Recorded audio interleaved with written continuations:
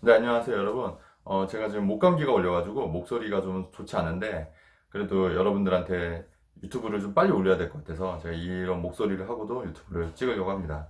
네, 여러분, 최근 정부에서 집값에 여러 가지 대책을 내놓는데도 지금 기사들 보면은 강남 재건축을 필두로 좀 아파트 가격, 집값이 좀 오른다는 그런 기사를 많이 접하잖아요.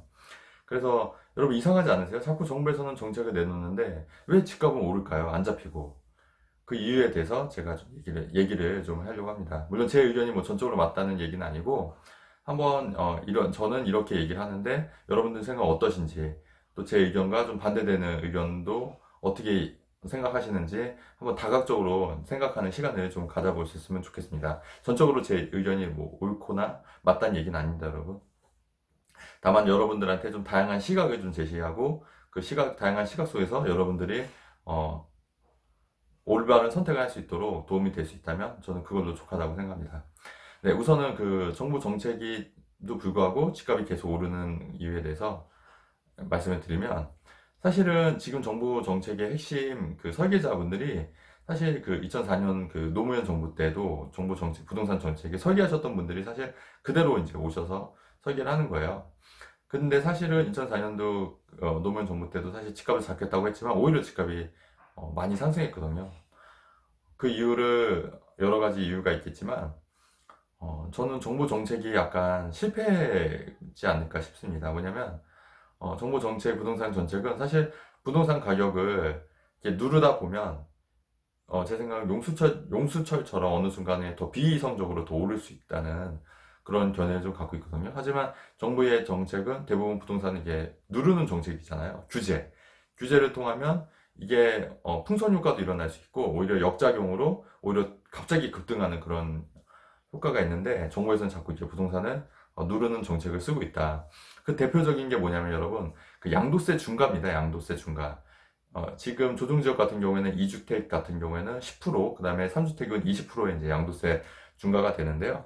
최고 세율을 따졌을 때는 3주택인 경우에는 거의 62%의 최고 세율이기 때문에, 물론 이제 누진세율 플러스 20%이긴 하지만, 그렇게 되면 상당히 이제 많은 세금을 내야 된다는 겁니다. 특히 조정지역 같은 경우에는. 근데 서울 전 지역이나 이제 수도권의 이제 핵심 지역, 세종시 포함한 수도권 지역은 거의 다 조정지역으로 묶여 있는데요. 쉽게 설명드리면 만약에 여러분 입장이라면 내가 예전에는 집을 팔면 양도세가 한 1,000만 원 나왔어요. 근데 지금 집을 팔면 양도세가 한 5천만 원, 4천만 원 정도 나온다고 가정했을 때 과연 여러분들은 팔겠냐는 거죠. 여러분들이 다주택자라고 하면은. 그래서 그분들이 다 안 파는 거죠. 그리고 정부 정책의 또 하나가 뭐였냐면은 주택 임대 사업을 되게 독려했고 거기에 대한 인센티브를 많이 부과를 했습니다. 주택 임대 사업자. 근데 주택 임대 사업자 같은 경우에는 최장 10년까지 집을 못 파는 거거든요. 10년 동안. 근데 주택임대 사업자로 세제 혜택을 보려고 많이 등록을 한 거예요. 그럼 시장에 여러분 매물이 나오겠습니까? 매물 안 나오는 거죠. 네. 이것도 사실은 엇박자예요. 집값을 잡겠다면서 주택임대사업자를 활성화 시켰잖아요. 그러면 그분들은 다 주택임대사업자로 등록하고 집을 안 파는 거죠.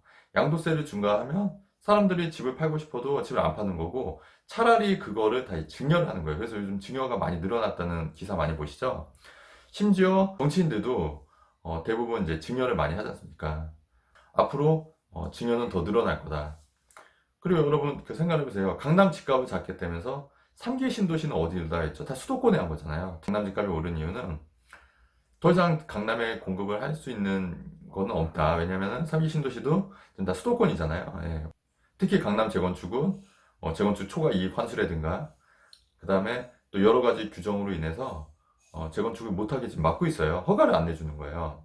네. 근데 어쨌든 지금 정부의 정책과는 지금 역행하는 거예요. 정부 정책은 부동산을 잡겠다고 하지만 실제적으로는 부동산 가격을 올리는 정책들을 다 내놓는 거죠. 양도세 중과를 통해서 매물이 없어지는 거고요. 부동산 주택임대사업자를 함으로써 또 물건이 없어지는 거고요. 3기 신도시를 지정함으로써 서울이나 강남권에는 물량을 공급할 수가 없다고 인정을 하는 거고요. 재건축 재개발을 막으면서 더 이상 새 아파트를 공급을 안 하겠다고 얘기를 하는 거니까 기존의 새 아파트로 수요가 이제 몰리고 있는 겁니다. 사실은 되게 아이러니하죠. 집값을 잡겠다고 하면서 오히려 집값을 올리는 정책을 피고 있다. 결론적으로 얘기를 하면 이렇게 말씀을 드린 거고요. 다만 지금 정부에서 이제 9.13 대출 규제가 강력하게 이루어지니까 사실 실수요자들도 사실 집을 못 사는 형국이 된 거예요. 실수요자들도. 그러다 보니까 지금 어떤 일이 벌어지고 있냐면 현금 부자들이 여러분 그 줍줍이라는 얘기 들어봤어요? 현금 부자들이 집을 그냥 현금으로 사는 거예요. 말 그대로 줍줍한다는 거죠. 이런 정책들이 자꾸 엇박자가 나니까 오히려 집값이 어, 이제 계속 오르고 있고 앞으로도 충분히 오를 여지가 있다 이렇게 말씀을 드립니다. 이 시장 경제를 모르는 것 같아요. 정부가 부동산뿐만 아니라 전반적으로 경제에 대해서는 거의 무지하다. 제가 뭐 이런 말 할 자격이 있을까는 모르겠지만 부동산 시장 경제를 너무 몰라도 너무 모른다. 예, 근데 그 이유가 제 생각은 너무 그 현실보다는 약간 좀 이렇게 이념에 좀 더 빠져 있는 것 같아요. 지금 현재 정치하시는 분들이. 그러다 보니까 현실과는 좀 괴리가 있는 그런 정책들을 내놓고 그걸로 인해서 오히려 좀 부작용, 오히려 역효과가 많이 나고 있다. 좀 이런 생각이 듭니다. 결론적으로 여러분 그 정책 얘기를 하는 건 아니고요. 앞으로 이런 전문가들 사이에서도 이런 얘기가 더 나올 거고요. 정책이 잘못됐다. 사실 그렇게 되면은 정말 많은 정책을 쏟아냈는데 집값이 계속 오르면 어쨌든 정책이 잘못된 거지 않습니까? 그래서 그거를 수정을 할 수밖에 없어요. 수정을 할 수밖에 없는 거고, 그렇게 되면 또 내년 총선도 상당히 부담이 된다는 얘기죠. 민주당 입장에서는.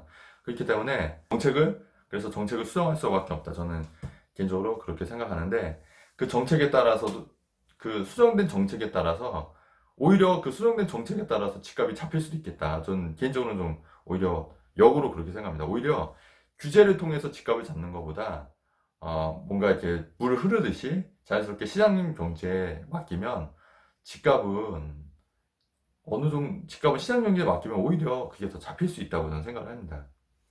너무 정부에서 인위적으로 누르다 보면 부작용이 생기고 그로 인한 부작용이 결국은 사실은 그런 부작용이 무죽됐잖아. 오히려 서민들한테 갈 수 있다고 생각하거든요. 지금도 사실은 그 집값이 오르게 되면 빈부격차가 더 커지기 때문에 사실 집 없으신 분들은 더 피해를 보시는 거예요, 사실. 그리고 집값이 지금 정책에 인해서 정책의 부작용으로 집값이 많이 오르면 집부자들은 사실은 더 좋은 거거든요. 자, 그렇기 때문에 지금 정책은 상당히 잘못됐고 모순이다 이런 얘기를 드리는 거고 오히려 좀 시장 경제에 맡기는 그런 지혜가 필요하다 좀 이런 얘기도 드리고요. 여기서 더 억제 정책을 내놓으면 더 부작용만 커질 수 있다. 네, 이런 얘기를 말씀드립니다. 네, 영상은 오늘 여기까지 하겠습니다.